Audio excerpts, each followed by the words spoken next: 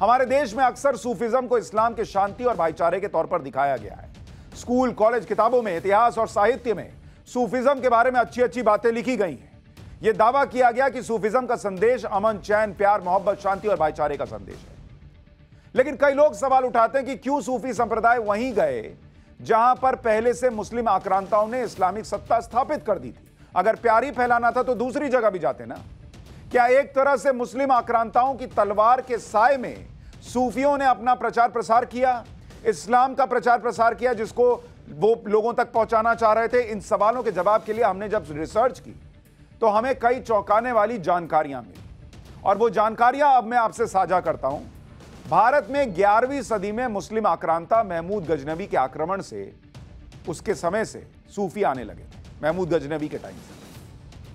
इतिहासकार है मुजफ्फर आलम, उनकी किताब है the language of political Islam in India 1200 to 1800।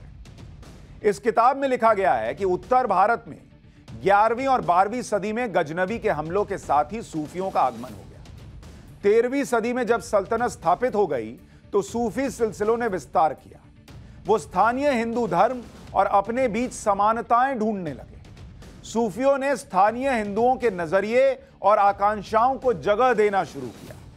बहुत से सूफियों ने भारतीय संतों, योगियों और भक्तों से संवाद शुरू किया, जिससे एक समान आधार तैयार किया जा सके, एक जमीन तैयार की जा सके जिसमें लोग बैठकर इस्लाम में क्या है यह सुन तो सके। कहने का तात्पर्य यह है कि लोगों को यह लगा कि भाई जहां पर तलवार से नहीं जीता जा सकता था, तलवार से धर्म नहीं फैलाया जा सकता था, वहां सूफिज्म का सहारा लिया गया, यह आरोप लगता है। साहित्यकार और लेखक सुधीश पचौरी ने अपनी किताब तीसरी परंपरा की खोज में इतिहास की कई किताबों और बयानों के आधार पर लिखा कि मध्यकाल के इतिहास ग्रंथों में सूफी कवियों की छवि ठीक वैसी नजर नहीं आती जैसा कि हिंदी साहित्य के इतिहास में नजर आती है। साहित्य के इतिहास में वो सिर्फ कवि हैं, हिंदी साहित्य के, जबकि इतिहास के ग्रंथों में वो इस्लाम के प्रचारक के तौर पर सामने आते हैं। सूफी लोग सुल्तानों के साथ आते थे, उनका काम इस्लाम का प्रचार करना होता था। लेकिन भारत के यथार्थ और यहां की जटिलताओं को देखकर जब कई सुल्तान नरम लाइन लेने लगते थे तो सूफी भी उसी तरह से अपनी लाइन बदलते थे। यह लिखा है सुधीश पचौरी साहित्यकार ने अपनी किताब में कि उन्हीं राजाओं और आक्रांताओं के साथ आए, उनकी तलवार के नीचे रहे और यहां पर इस्लाम का प्रचार करने के लिए आए। इतिहासकार मुजफ्फर आलम की किताब the language of political Islam in India और दूसरी किताबों के हवाले से यह बात सामने आई कि सूफियों के विस्तार का तरीका बहुत चतुराई भरा था। ये लोग इस्लामिक धर्मगुरुओं से अलग तरीके से काम करते थे, लेकिन दोनों का उद्देश्य एक होता था। जिन इलाकों को मुस्लिम आक्रांता जीतता था, उन इलाकों में इस्लाम को सूफी मजबूत करते जाते थे। इसके लिए सूफी भारत के धार्मिक और आध्यात्मिक गुरुओं से संवाद करते, उनकी बातों को अपनी रचनाओं में शामिल कर लेते और यह सब इस्लाम के प्रचार प्रसार में काम आती थी। भारत में तुगलक सुल्तानों के समय में एक इतिहासकार था जियाउद्दीन बर्नी। उसकी किताबों के हवाले से बताया जाता है कि कुतुबुद्दीन ऐबक के बाद सुल्तान बने इल्तुतमिश के समय इस्लामिक धर्मगुरुओं ने शरिया लागू करने की मांग की थी और यह कहा था कि हिंदुओं को इस्लाम चुनने या मौत चुनने का विकल्प दिया जाए। तो सुल्तान इल्तुतमिश ने इस मांग को टाल दिया था क्योंकि उसे डर था कि कहीं इससे हिंदू जनता एकजुट ना हो जाए, क्योंकि उसने हिंदुस्तान को अभी जीता है और शरिया लागू करने से बहुसंख्यक हिंदू विद्रोह कर सकते थे। बाद में जब इस्लामिक राज्य ताकतवर हो जाए तो हिंदुओं पर यह लागू किया जा सकता है। इसी वजह से जब तलवार के जोर पर धर्म परिवर्तन नहीं कर सकने की मजबूरी थी तो सूफियों को इस्लाम के प्रचार प्रसार के तौर पर इस्तेमाल किया गया।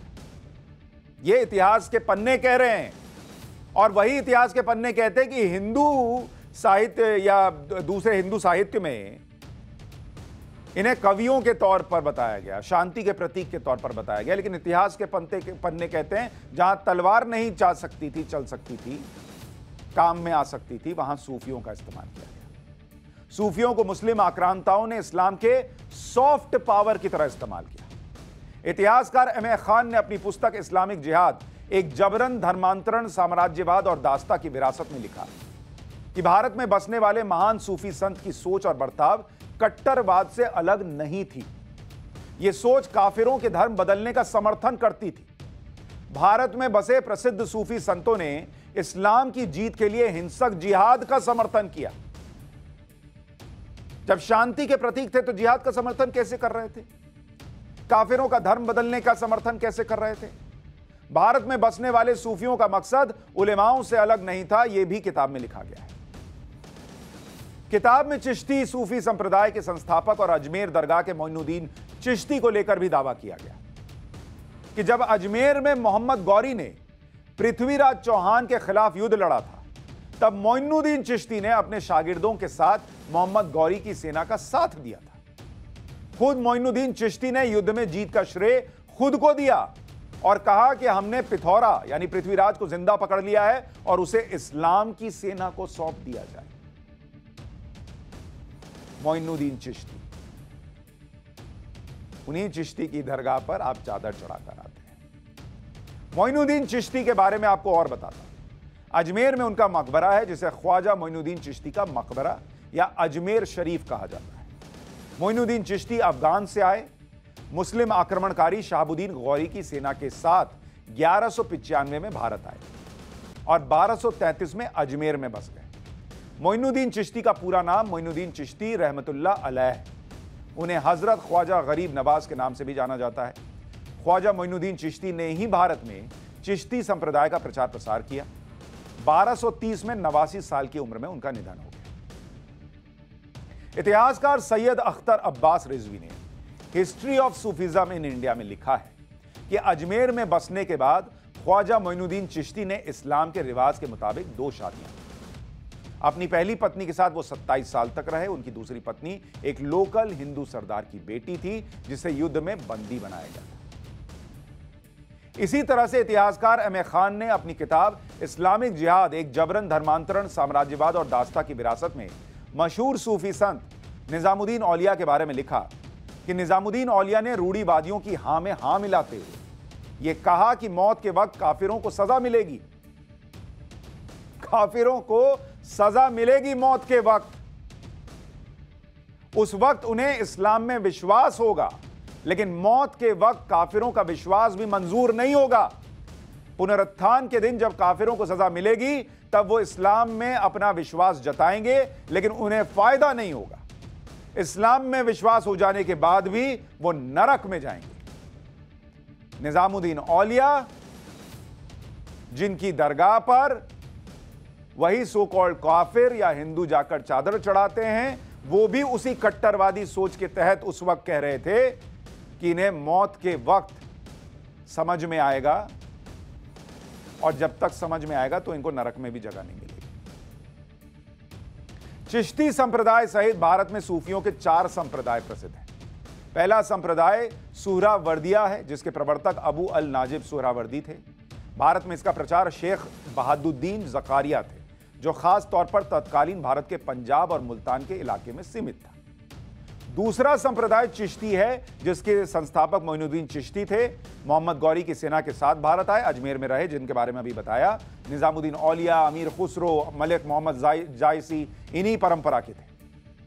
तीसरा संप्रदाय कादिरिया संप्रदाय है जिसके प्रवर्तक 13वीं सदी के शेख अब्दुल कादिर जिलानी थे जो बगदाद में रहते थे। औरंगजेब का भाई दारा कादिरिया संप्रदाय का अनुयायी था और बिहार में सूफी मत का प्रचार करने वाले फकीर मखदूम शाह भी इसी संप्रदाय से थे। और चौथा संप्रदाय जो आता है वो है नक्शबंदिया संप्रदाय जिसके प्रवर्तक बहाउद्दीन नक्शबंद थे। वो तुर्किस्तान से आए थे। ये पूरा इतिहास आपको सूफी का बता रहा हूं। भारत की सूफी परंपरा में चिश्ती घराना सबसे पुराना है जिसमें अब तक कई सूफी संत। भारत आने वाले पहले सूफी संत शेख अबुल हसन अल हुज़विरी थे जो 1027 के दौर में भारत आए। शेख हुज़विरी ने सूफी परंपरा की प्रसिद्ध किताब कशफुल महजूब लिखी हुई। उसके बाद ख्वाजा मोइनुद्दीन चिश्ती जिनके बारे में अभी बताया कि वो आए। ख्वाजा मोइनुद्दीन के बाद ख्वाजा कुतुबुद्दीन बख्तियार काकी उनके उत्तराधिकारी बने। ख्वाजा कुतुबुद्दीन 1211 में भारत आए थे और दिल्ली में बस गए। ख्वाजा कुतुबुद्दीन के बाद उनके शिष्य हजरत ख्वाजा फरीदुद्दीन उत्तराधिकारी बने, जिन्हें बाबा फरीद भी कहते हैं। बाबा फरीद के पिता महमूद गजनवी के भतीजे थे। बाबा फरीद के बाद उनके शिष्य निजामुद्दीन औलिया उत्तराधिकारी बने, जिनकी दरगाह दिल्ली में है। निजामुद्दीन औलिया के बाद उनके शिष्य शेख नसीरुद्दीन महमूद चिश्ती घराने के उत्तराधिकारी बने। इनको चिराग देहलवी कहा जाता है। आपको यह भी बता देता हूं कि सूफी कौन थे और सूफी का मतलब क्या होता है। दरअसल इसको लेकर अलग अलग मान्यताएं हैं। एक मान्यता यह है कि सूफी शब्द की उत्पत्ति अरबी भाषा के सफा शब्द से हुई, जिसका मतलब है शुद्धता या पवित्रता। फिर दूसरा अर्थ यह बताया जाता है कि वो व्यक्ति जो ऊन से बने कपड़े पहनता है।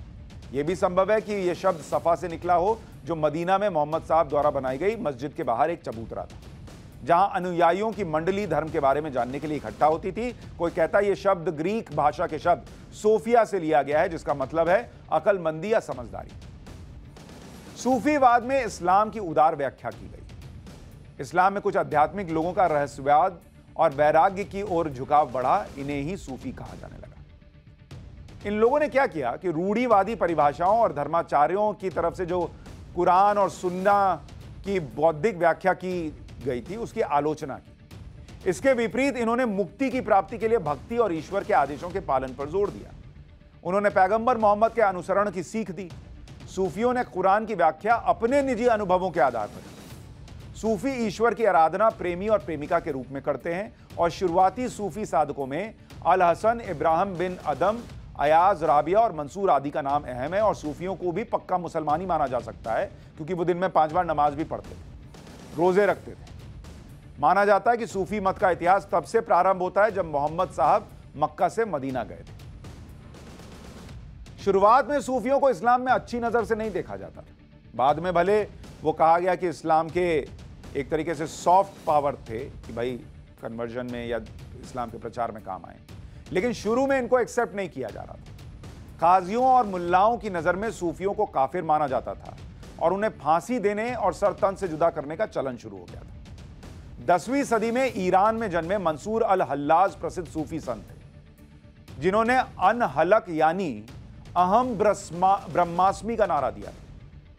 तो उन्हें बगदाद में 9 साल तक जेल में रखा गया। 1000 कोड़े लगाए गए, हाथ पैर काट दिए गए, फिर फांसी पर लटका दिया गया और फिर उनकी लाश को फरात नदी में बहा दिया गया कि तुमने अहम ब्रह्मास्मि कैसे कह दिया।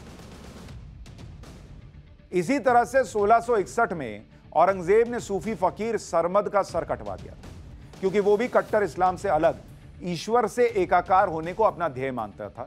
और सूफी फकीर सरमद औरंगजेब के भाई दारा शिकोह का मित्र भी था और गुरु भी था, जिसे उत्तराधिकार की लड़ाई में औरंगजेब ने सिर काटकर आगरा में कैद अपने पिता शाहजहां के पास भिजवा दिया था। एनसीईआरटी की किताबों में जो लिखा है उसके मुताबिक क्या मिलता है?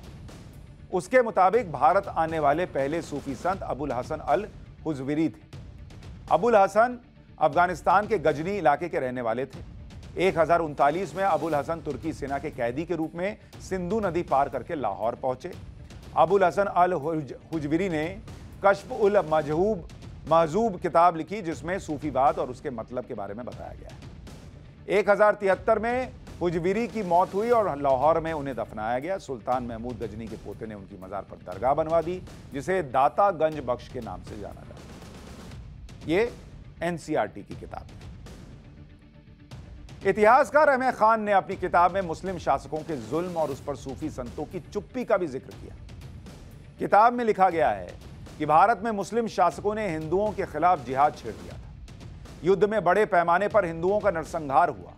सैकड़ों हजारों महिलाओं और बच्चों को जबरन इस्लाम कबूल करने के लिए बंदी बनाया गया। किसी भी प्रसिद्ध सूफी संत ने, प्यार मोहब्बत के प्रतीक थे ना, किसी भी प्रसिद्ध सूफी संत ने मुस्लिम शासकों के इस क्रूर बर्ताव के खिलाफ कभी आवाज नहीं उठाई। भारत के किसी बड़े सूफी संत ने कभी इसके खिलाफ बयान तक नहीं दिया। कभी इन संतों ने मुस्लिम शासकों से यह नहीं कहा कि उन्हें यह घिनौना काम नहीं करना चाहिए।